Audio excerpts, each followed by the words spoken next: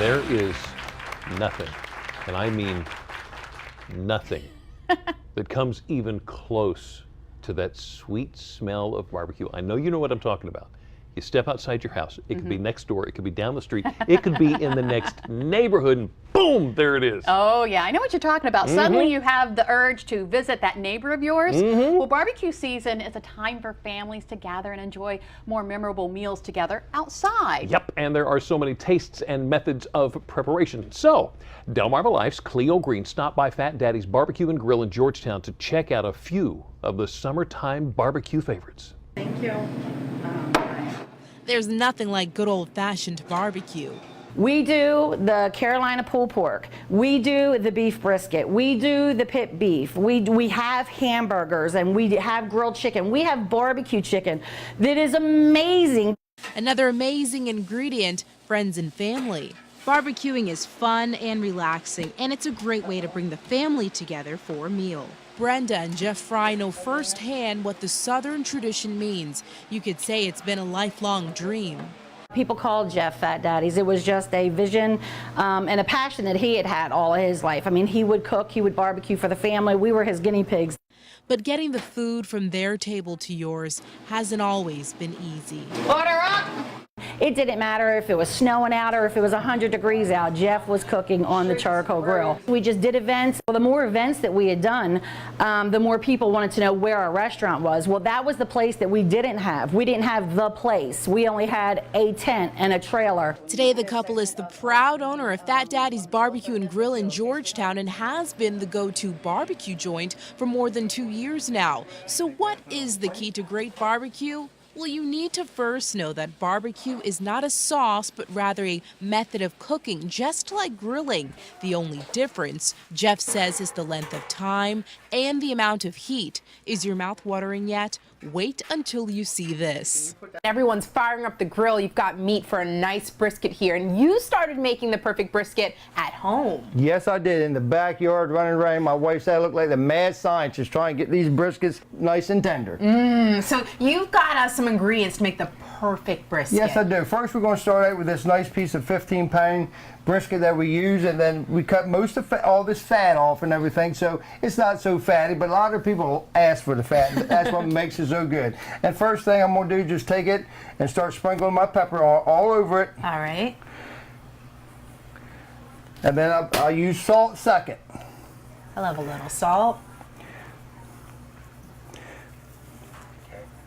Okay, and then I'll go on to the garlic for the third one. We only use 7 things here at Fat Daddy's on the brisket. And then we use the oregano. Ooh, okay. And then the cumin. Not quite as much of the cumin as the rest of the stuff. All right. And then we go to the chili powder. And of course, my last secret ingredients, I cannot tell you what it is. So folks, sorry. I respect that. Secret ingredient. Us barbecue guys, you know, we don't tell all our secrets.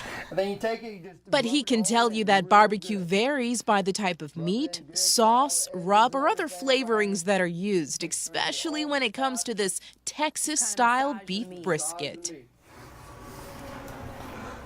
Okay, now then I take it and I put it in my magic box.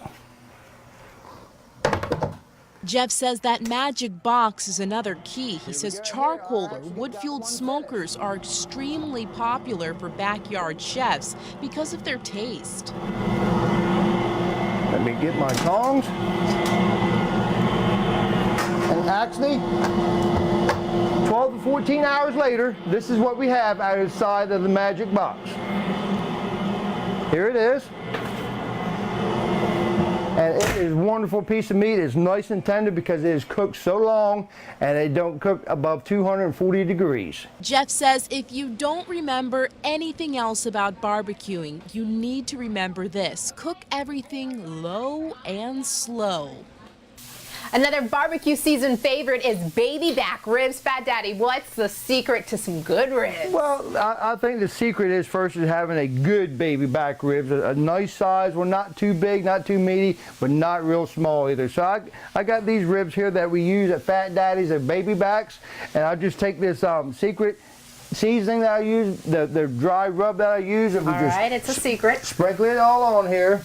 Real good. Don't be ashamed to put it on there, folks, because the more you got on there, the better them ribs are going to be. Mm-hmm.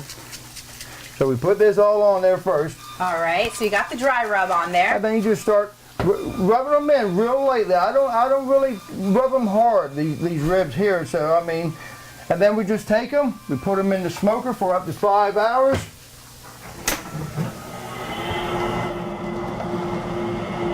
This is what they are when they're all finished up. Then it's time for the sauce. You can pick from tons of varieties, including hot, sweet, mild, and traditional. We put my barbecue sauce on top of them. We just sprinkle it on real liberal, and then we just move it around. Just brush it around real well to make them real pretty. And it really does taste as good as it looks. Is somebody telling Cleo to bring me back some? I just want to make sure here. Now, if you'd like to learn more about Fat Daddy's Barbecue and Grill in Georgetown, just go to our website, delmarvalife.com, and click on the show tab. Just remember, low and slow. Low and slow. Well, that good old-fashioned barbecue may have inspired you to fire up the grill. Is yours ready for the spring and summer season? What you need to know and what you need to check before you light her up. So how about before and after the barbecue? You know, the prep work and the cleanup? Well, we got you covered there too with a few neat ideas. Delmarva Life, we'll be right back.